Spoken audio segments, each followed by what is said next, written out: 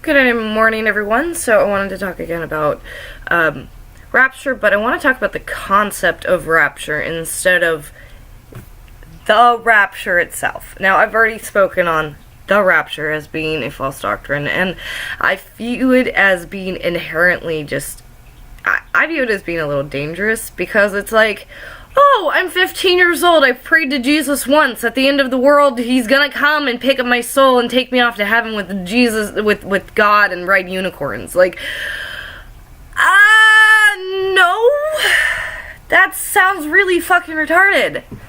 And like, the thing is like, I was raised Methodist. Like, Methodists don't fucking believe that shit at all. It's like, I've never heard that even mentioned in church. You know what I mean? And rapture is something, the rapture, big R,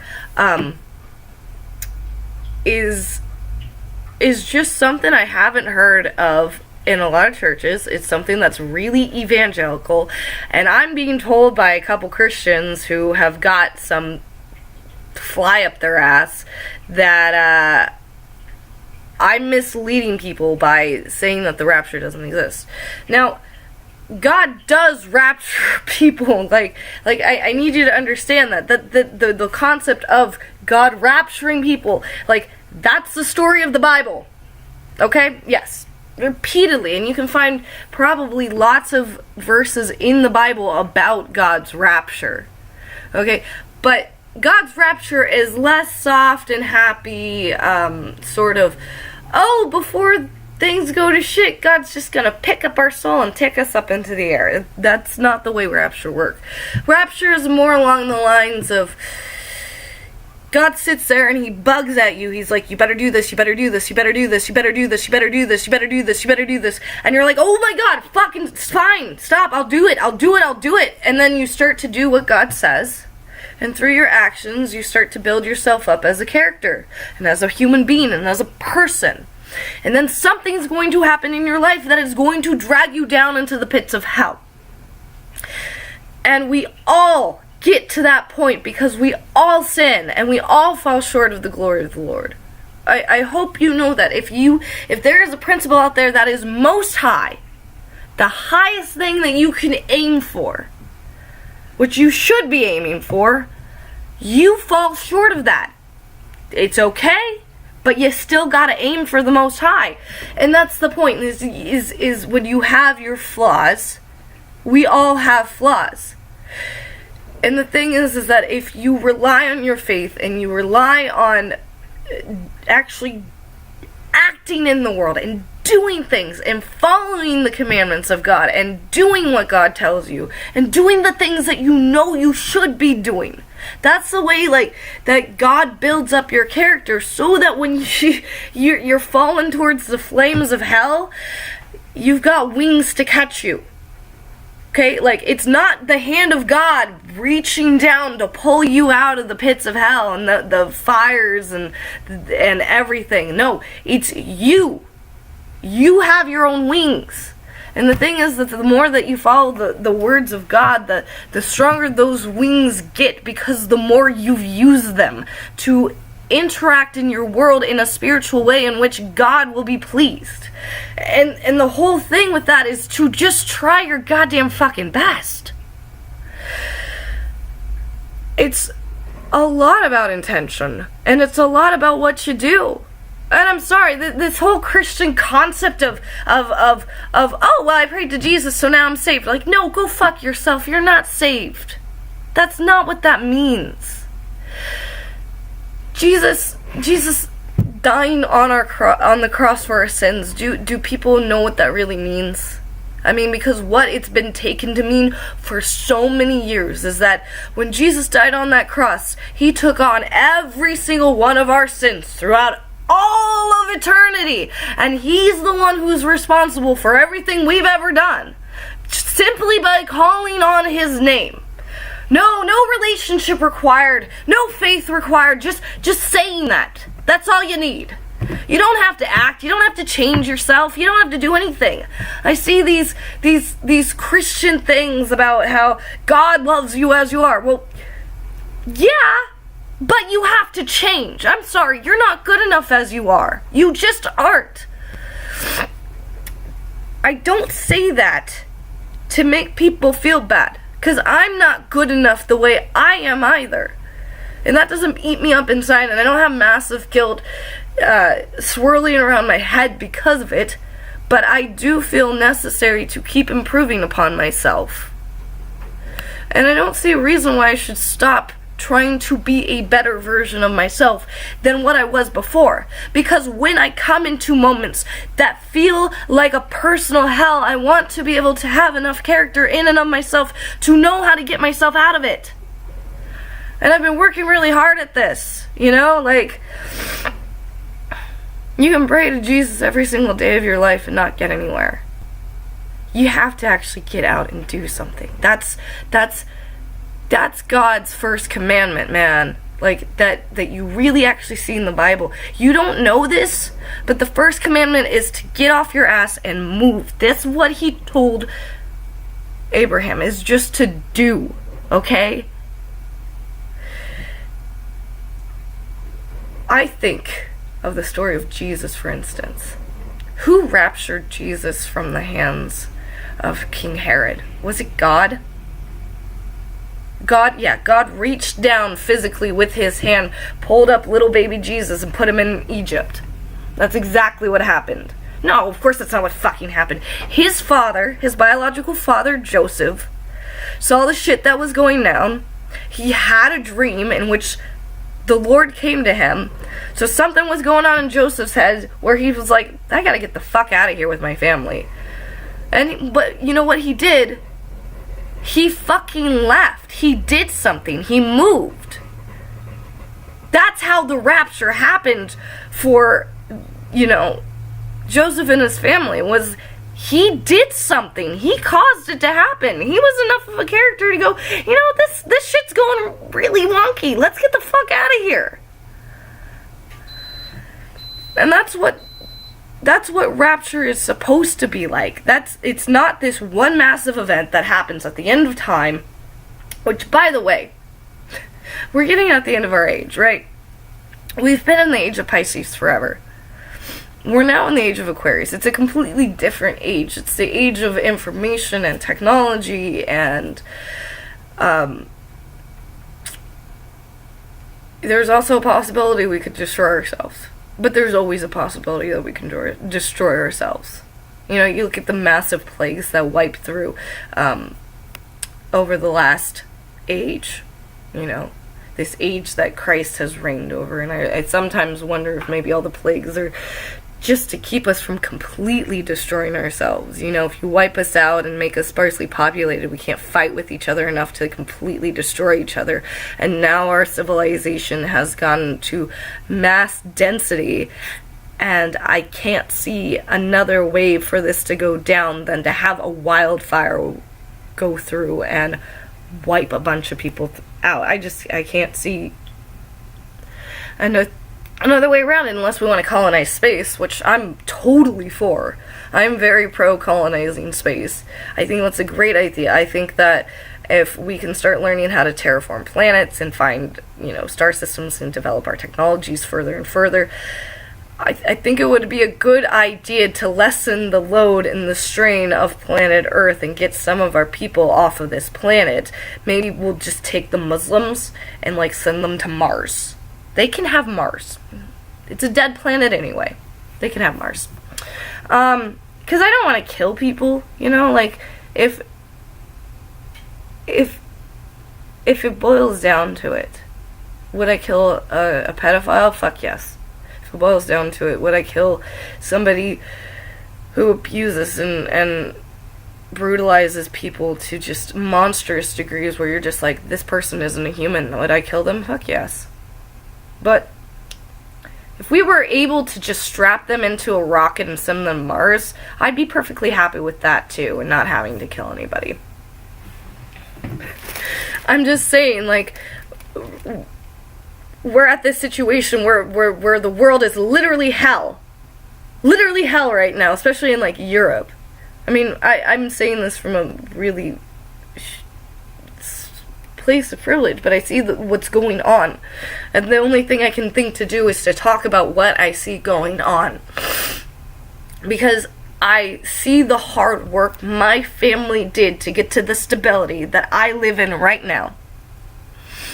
And I know that the only reason why I have the stable, healthy, happy life that I do is because my parents are there for me.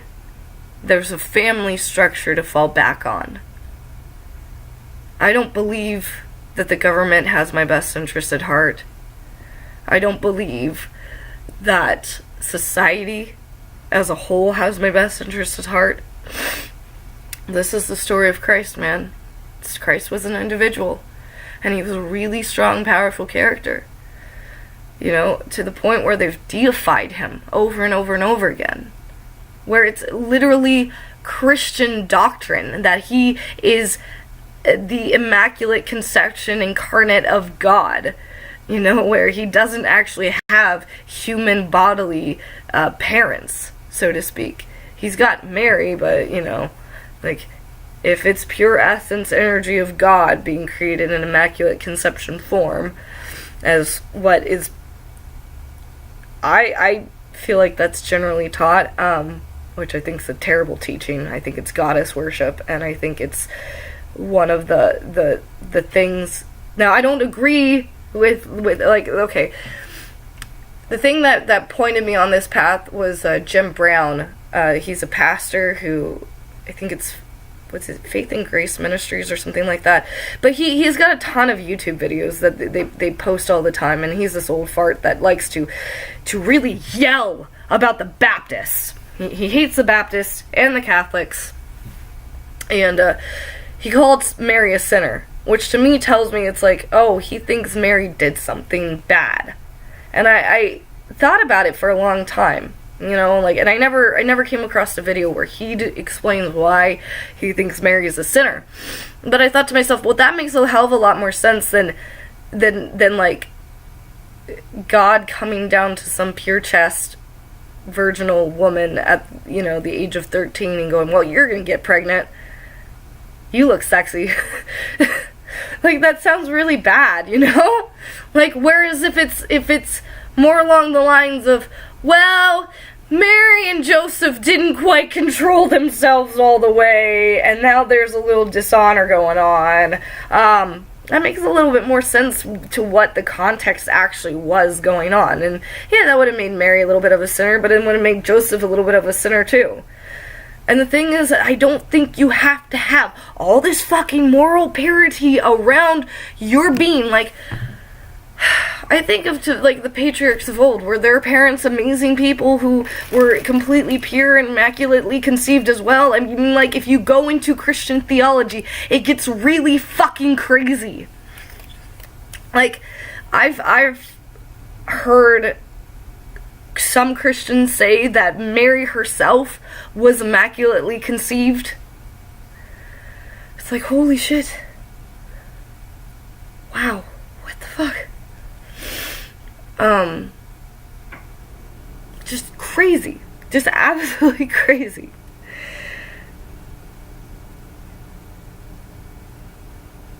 No, it's just not how things happen. The only way that would, a virginal birth like that, a real virginal birth would happen, and this is still a physical thing that can happen, and definitely not immaculate conception, is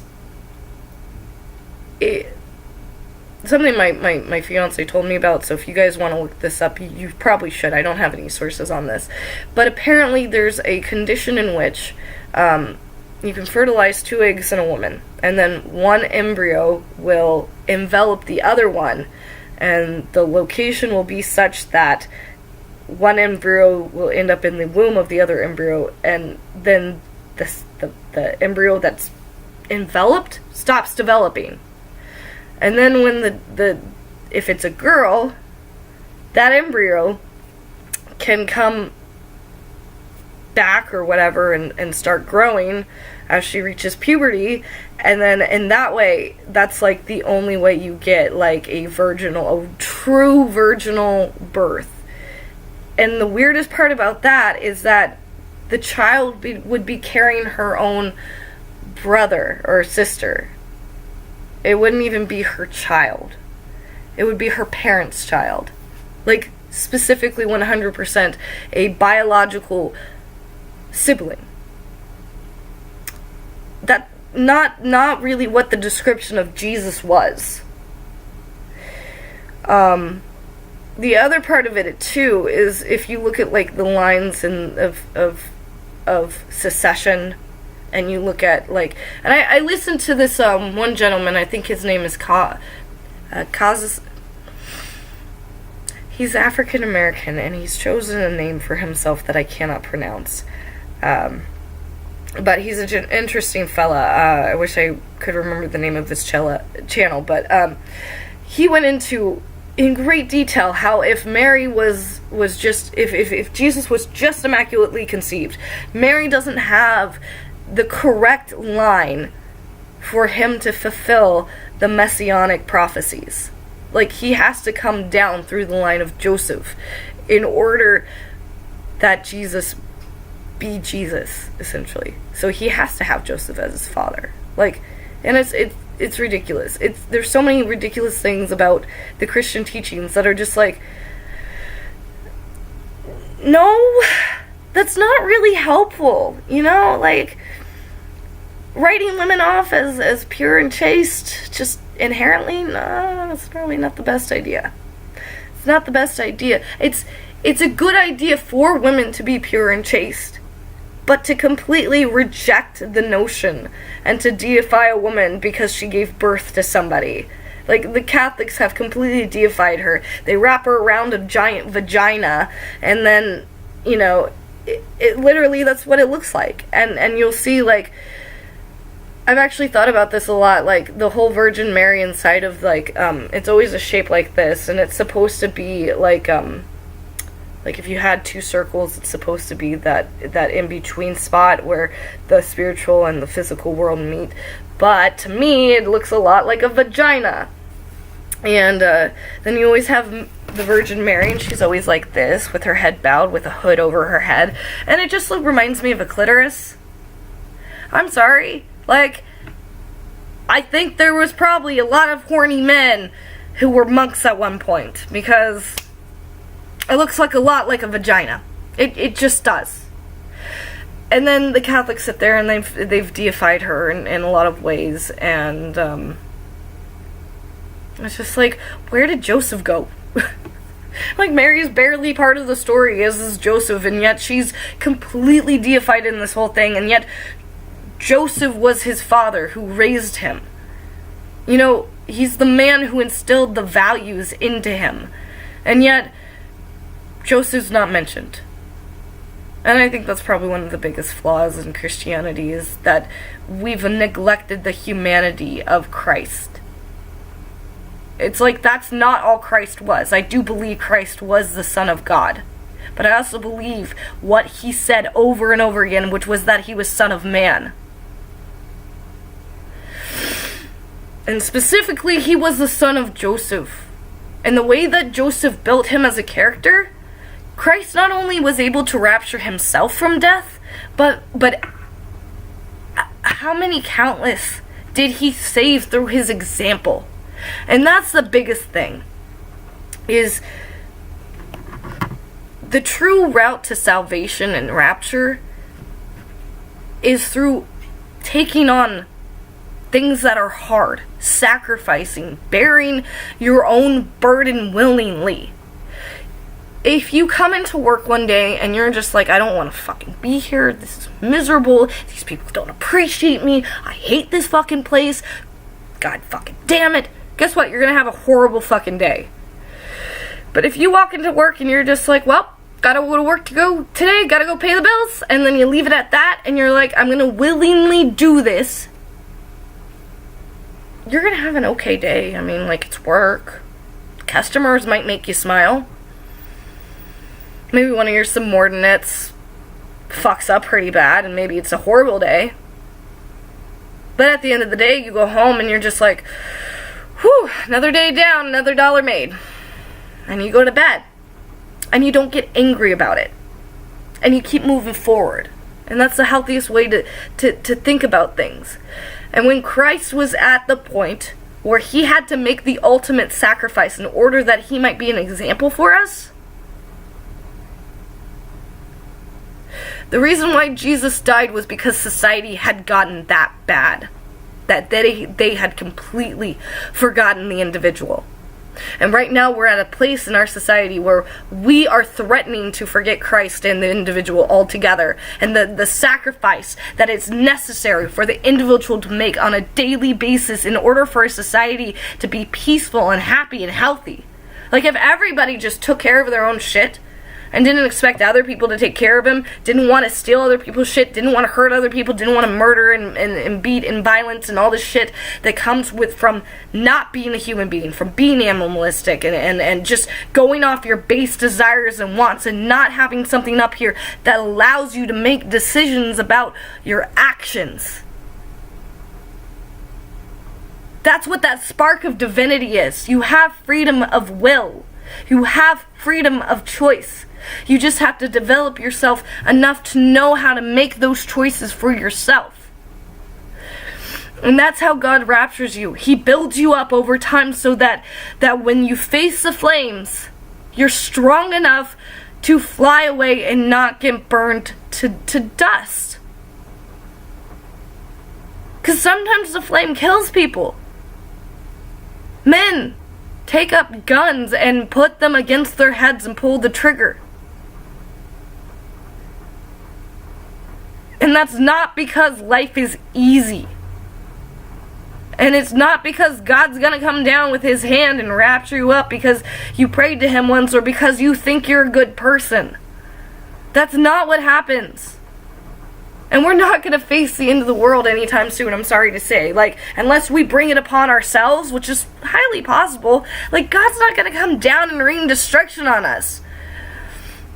As much as I would like some of that right now, because I have a lot of pain when I see the way that our sisters are being treated in the Muslim world and in Europe right now, and the pain and the atrocities and the misery and the barbarity of it. It really makes me wish that God would come and rain down wrath.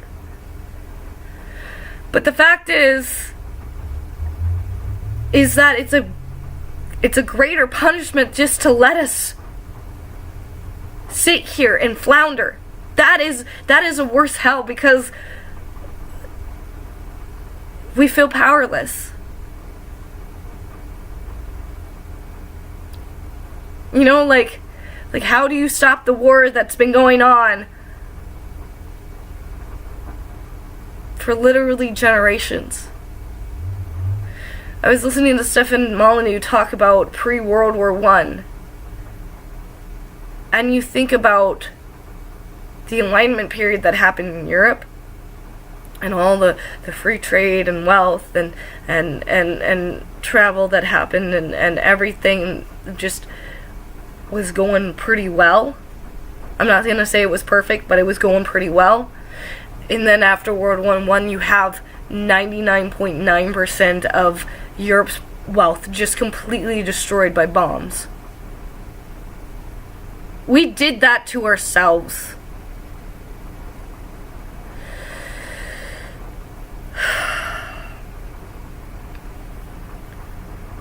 God has always made the Israelites dig themselves out of their own holes. Always. I can't see how the concept of this rapture that's supposed to happen at the end of time, which is not coming. We're transitioning to a new age. We're not... The end of times? The rapture? You want to go to heaven? Okay. Well, have fun. Go read your Bible a little bit more. Maybe go actually read about what those men did. Because even Jesus did. It wasn't faith alone that was his ministry. You know? You can sit there and have all the faith in the world. But who are you going to save? You can't even save yourself. If all you have is faith. If all you have is faith. Do you actually have faith?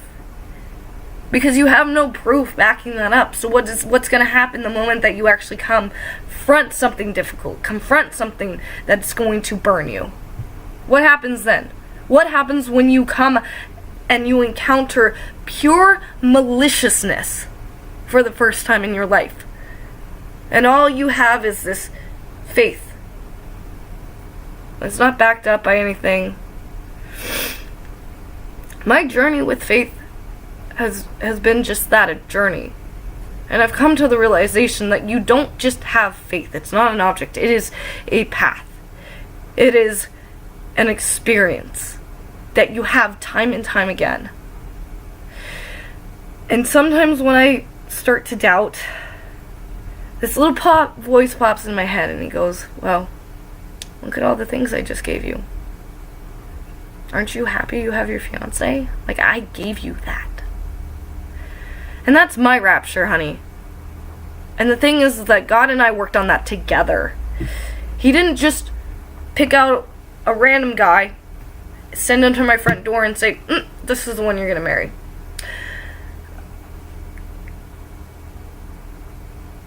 I had to go through a lot of suffering to get to where I'm at right now. You know, like, in comparison to in my life. It's been a lot of suffering for me. And I was unemployed for a while. I have been struggling with my own demons for a long time, trying to learn how to be a responsible, functioning human being when I was still single and looking for somebody to date. I met this one guy and he told me that I just wasn't the type of girl he wanted to date.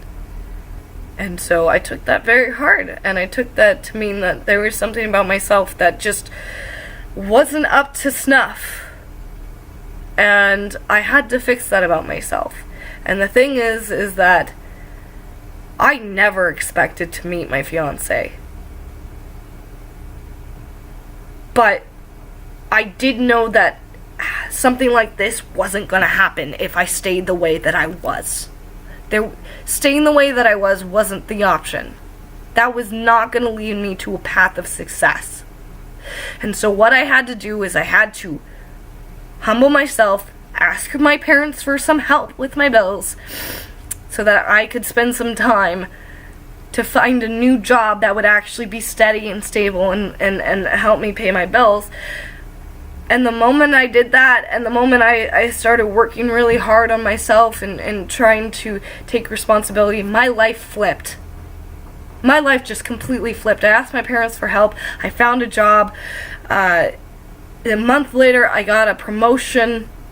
After that,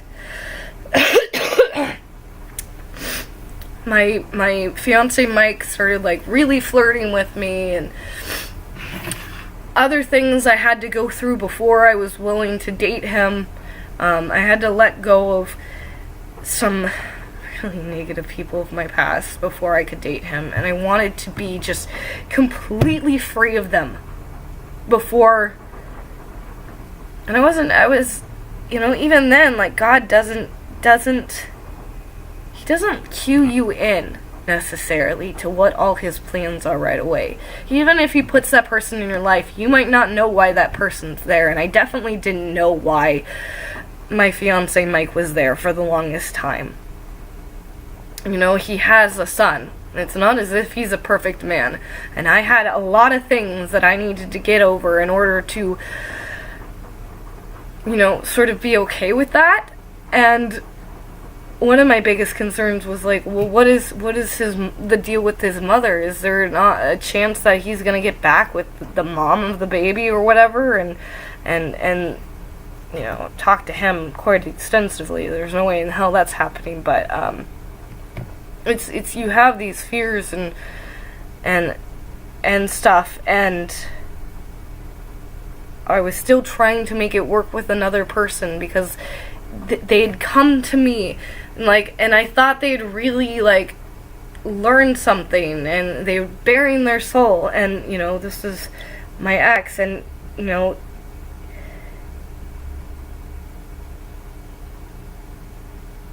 I was so weak for so long, and that was like my final hurdle, was to just finally completely divorce myself from him. And it took me way longer than I feel like it should have. And the only way that I managed to get my head straight enough, to be strong enough to finally do that, was by reading the Bible just over and over again. You read about the different types of men in that book, and they're all doers, they're all builders, they all act, they all teach, they all grow. How do you read the Bible and think that good acts are useless? How do you read the Bible and think that you're not responsible for your own salvation? I don't know how you get there. These were amazing men. And the reason why these men and women were remembered, like, because there's women in there remembered too, like in the book of Ruth. You know, like, I feel like Ruth sometimes, like, I had no idea that my hard work would turn things around for me so quickly. I went from being alone constantly to having all these options. To developing friendships, to having something in my life that actually makes me want to get out of bed. And the thing is that when I finally went through that hard work, I read all the Bible verses, and I finally ended it with him.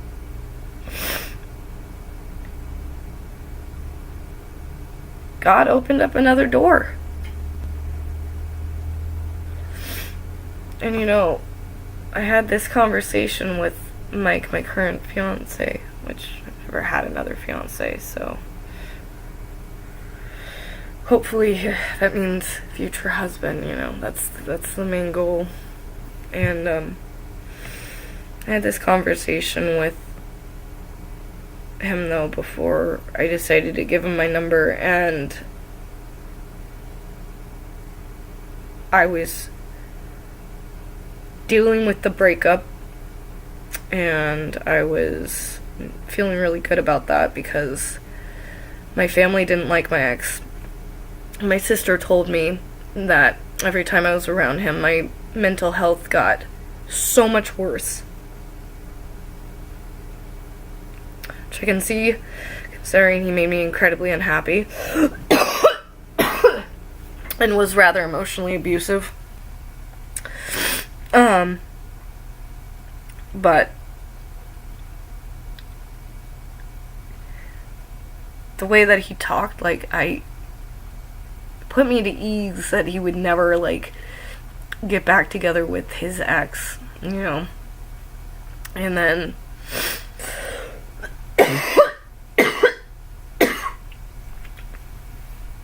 he talked about I'm sorry, I'm a little sick right now.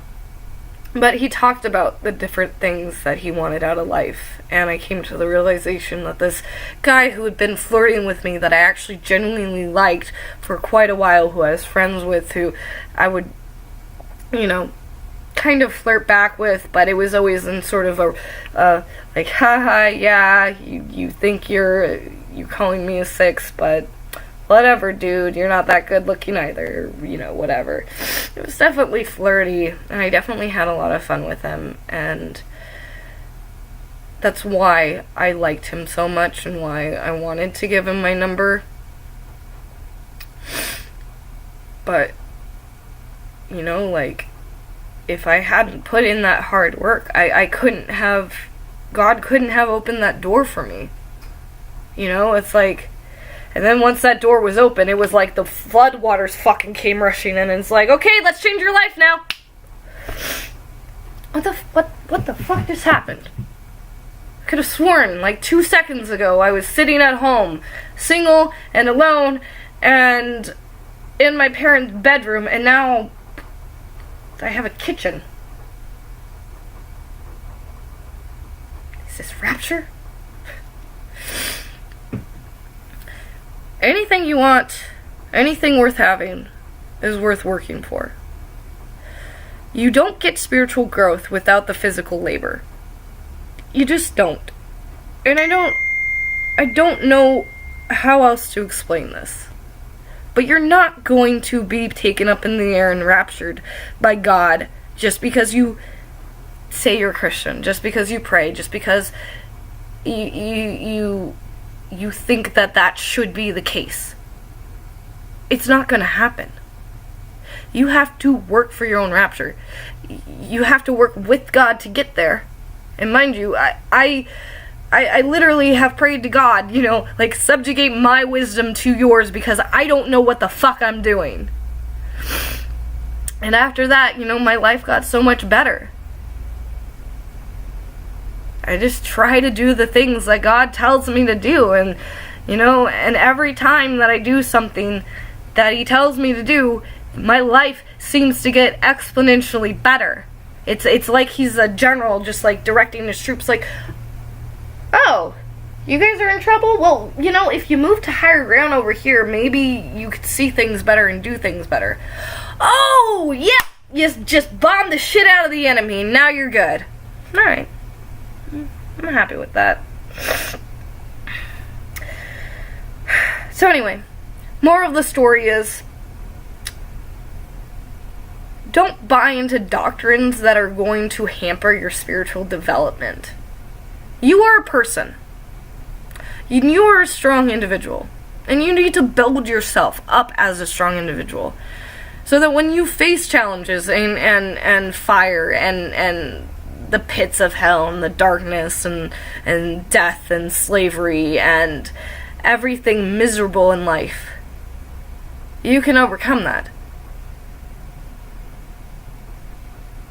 Because the alternative is quite literally death. You can either choose to be here and choose to live and be active, or you just wither away and die.